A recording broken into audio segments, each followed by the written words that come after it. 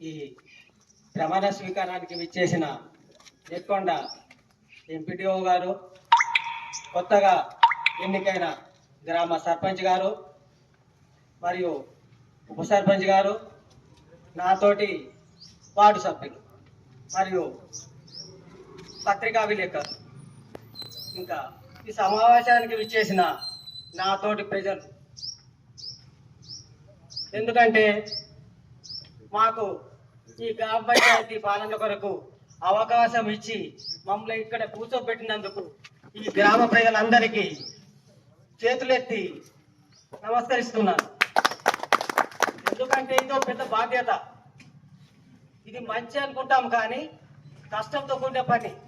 ఏ పని చేయకుండా ప్రతి బజారులో ఏదో విషయంలో ఏదో జరుగుతూనే ఉంటుంది, చెబుతూనే ఉంటారు. కాబట్టి కొద్దిగా మీరు ప్రజలు కూడా సహకరించాలి.